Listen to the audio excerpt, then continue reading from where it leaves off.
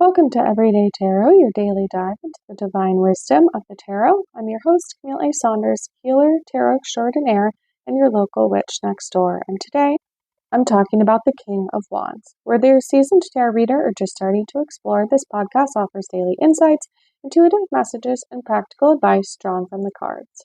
Each episode is designed to help you connect with your inner wisdom, find clarity in your decisions, and tap into the energy of the universe. Tune in every day, Monday through Friday, for fresh perspectives and empowering guidance from the tarot as interpreted by me. The best way to support the podcast right now is to listen daily, rate, review, and to follow or subscribe in your chosen podcast app. If you're loving the podcast and want to connect with me further, you can check out my Patreon. I'm recording a question and answer episode just for you, so you can go to my Patreon and comment with any questions you have for me, things related to the podcast or tarot in general. If you're local to the greater Puget Sound area, you can join me in person on Monday, May 12th from 4:45 to 7 p.m. at the Sumner Library for a potluck and another Create Your Own Tarot card session. No experience is necessary. I'll bring all the supplies and we'll talk tarot and craft together. If you'd like to be the first to hear about upcoming events, presentations, musings, and info and photos of my day-to-day life, you can sign up for my weekly newsletter. You'll also get my free PDF with the 2025 5-card tarot spread I created just for you at the beginning of this year when you sign up. If you don't already know, I'm a sex and relationships therapist seeing clients virtually all over Washington State. I love working with queer, poly, and witchy clients who might be struggling with anxiety, chronic pain and illness, communication issues, self-advocacy, and sex. Book a free 20-minute consultation with me now to make sure that we're a good fit to work together.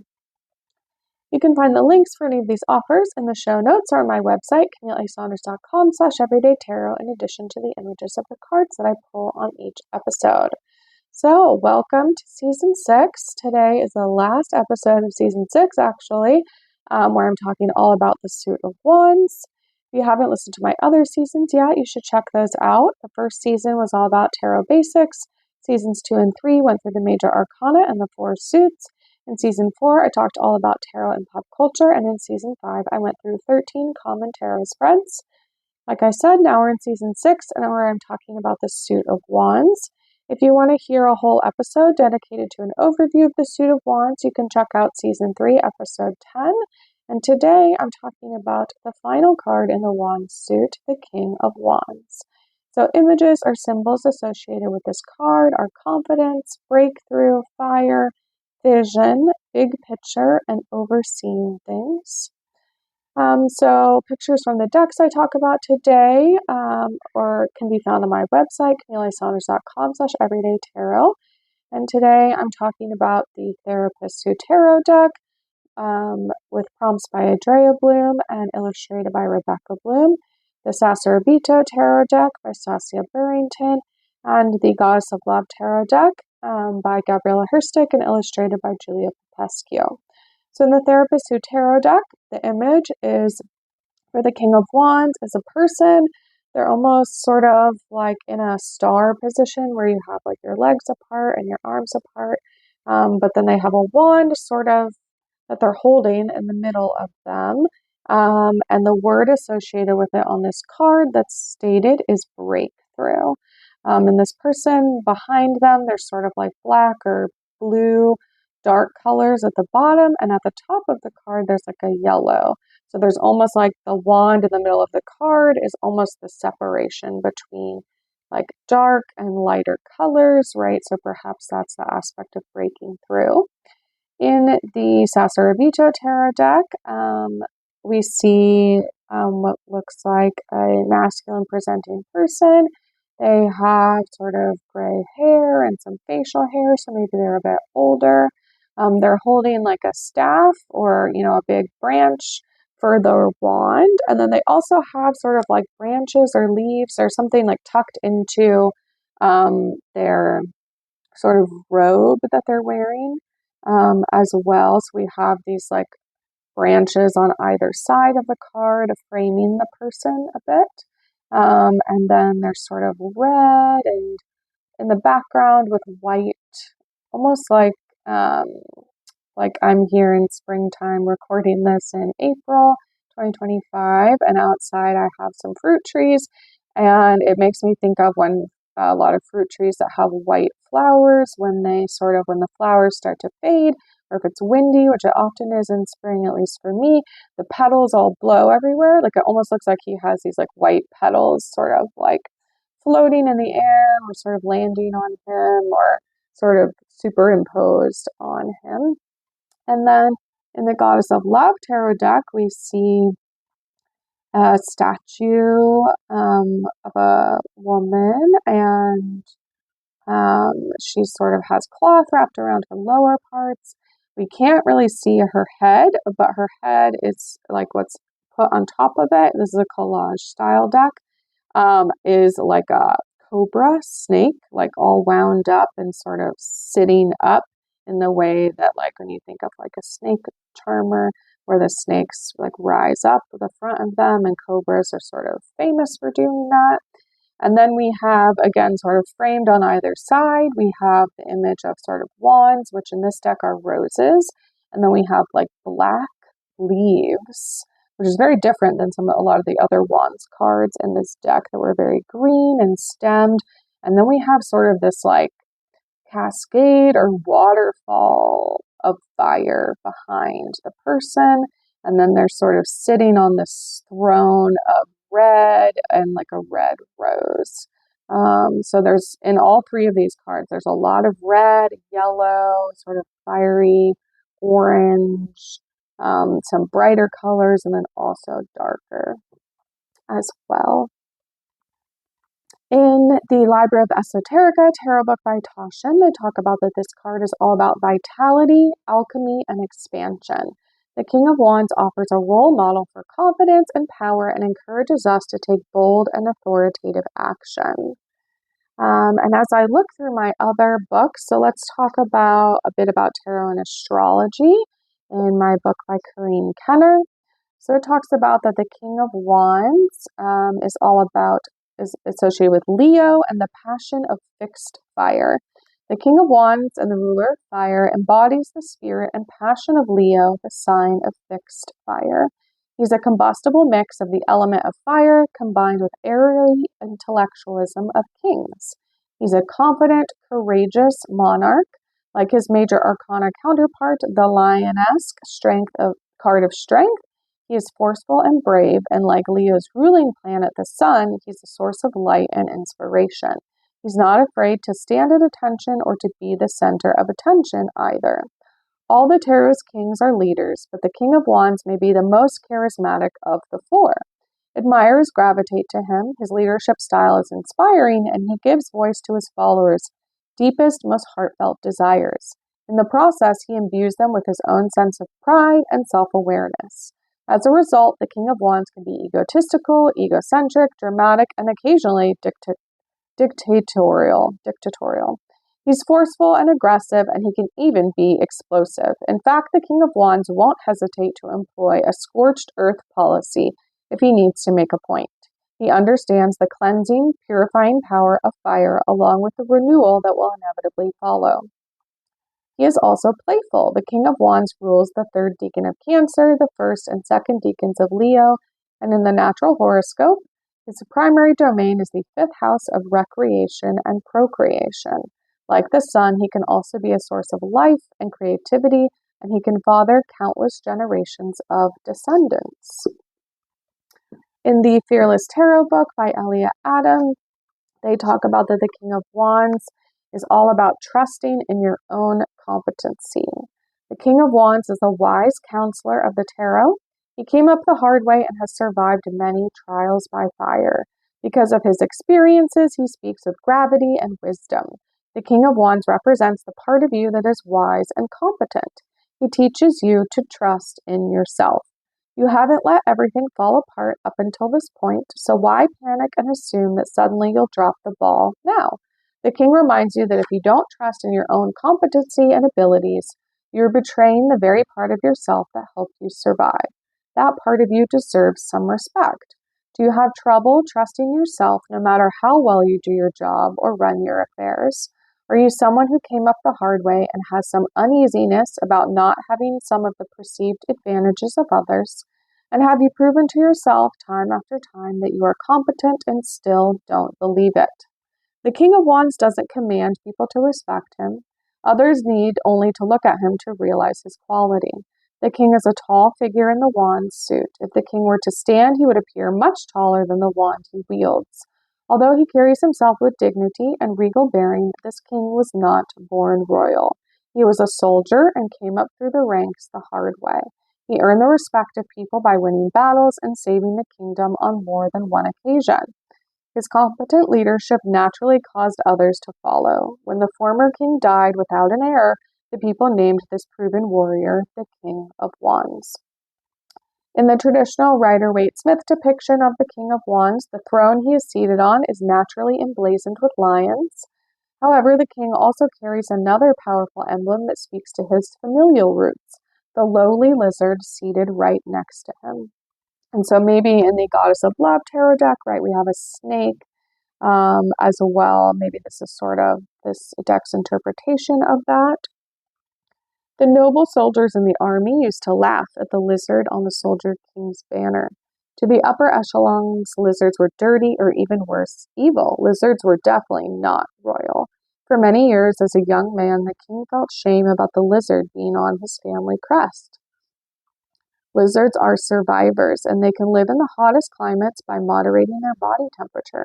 They can literally take the heat, right? So like the lizard, it is meant that he was too low born, right, when people were looking down on this. However, now the king proudly places the lizard alongside the royal lion emblem. The king has gained maturity and wisdom. He now understands that coming up as a lizard gave him valuable gifts that he wouldn't have gained had he been born into the Lions Club. Today, it's time to acknowledge that, like the king, you are competent. You belong and deserve a seat at the table in front of you.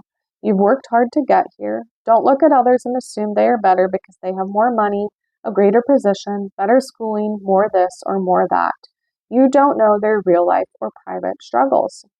Everyone has difficult things they are working on, and even the most well-to-do. Like the king, you will also have this battle to the inner shadow that causes you to doubt yourself and your place in the world.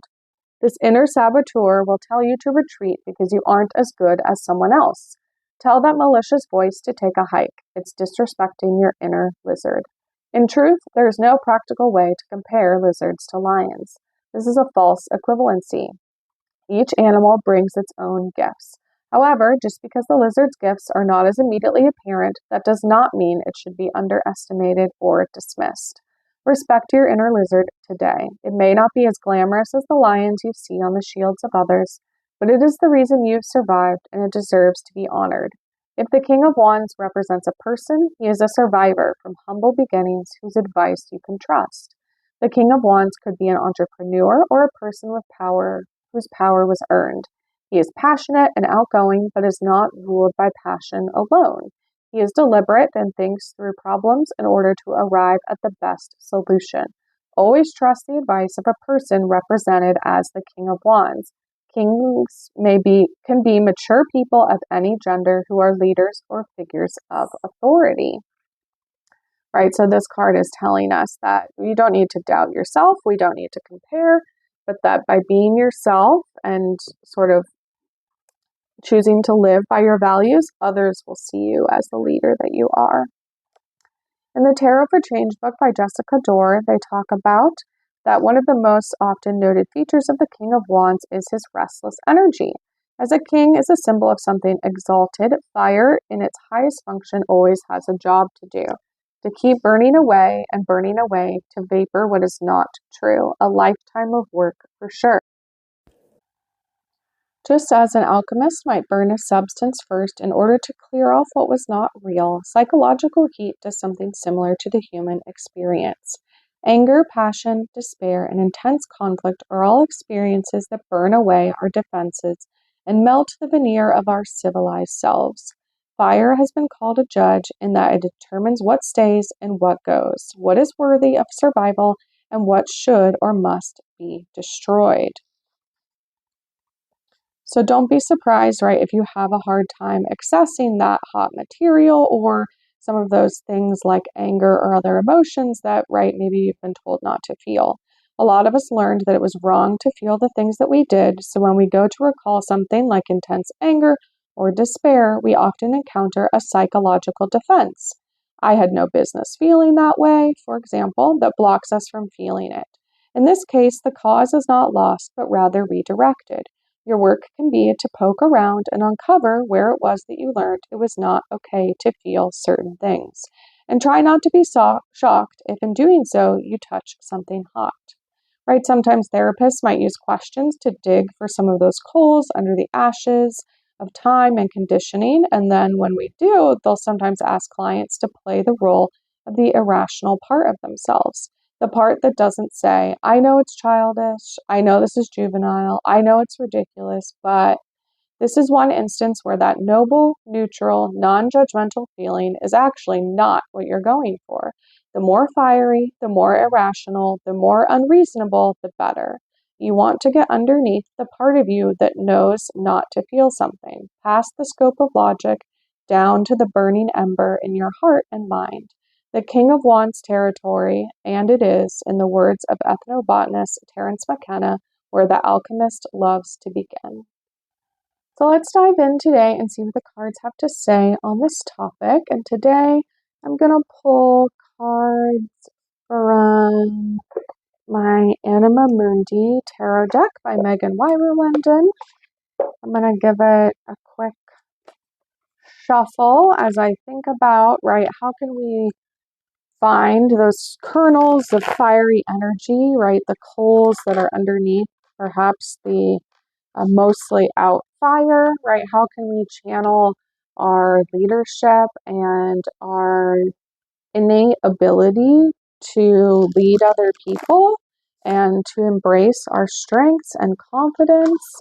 And yeah, and to be able to, how can we combat the voices in our head or comparison that shows up when we perceive that other people are doing it better than we are?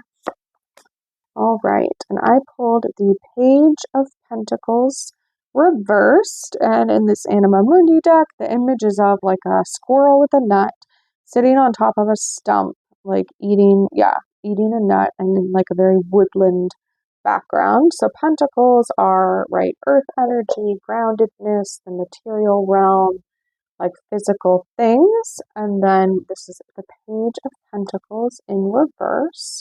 So I'm going to take out my guidebook, and yeah, so it says the Page of Pentacles is the Eastern Gray Squirrel. The Page of Pentacles indicates you have big dreams and a strong, enthusiastic desire to make those come true. Perhaps you are starting a new project or a job. To achieve your goals, approach your tasks pragmatically and keep your feet on the ground. So it says upright, it's about dreams, enthusiasm, opportunity, new goals, and learning. And reversed, it's about lack of commitment, complacency, impatience, and focus on short-term goals.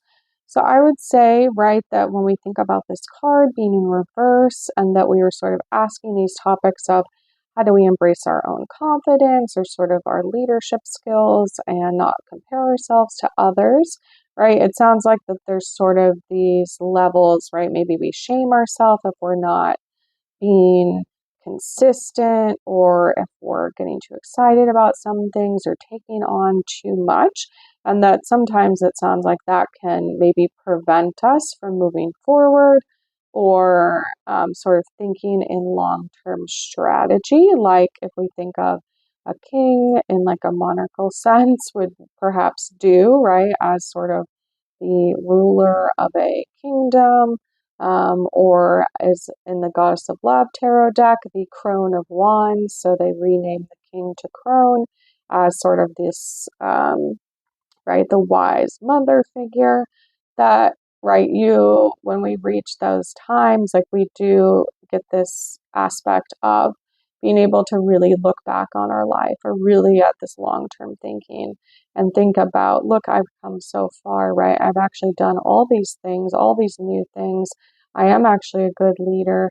And that when those voices come up or when that narration comes up in my head around like, oh, I'm not doing it like someone else, or it's not good enough, or like, well, someone has it harder than me, this or that, when we allow those voices to kind of take over, that's when we can fall into complacency or impatience or just trying to do things really quickly, right, to sort of prove to ourselves that we can, instead of embracing learning and, right, starting new projects or new things and that achieving your goals, right? We do have to kind of think strategically and approach things from, pragmatic and keep your feet on the ground, right? So again, this is a Pentacles card, which is about that earth, that grounded energy, right? So we're over here in Wands, with the King of Wands being the height of like fiery, intense,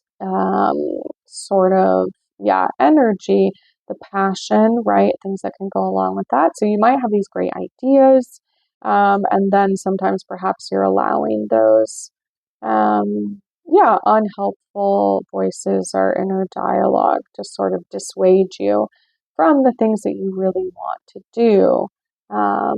And this card is telling us, right, like, get grounded in reality, right? Be strategic.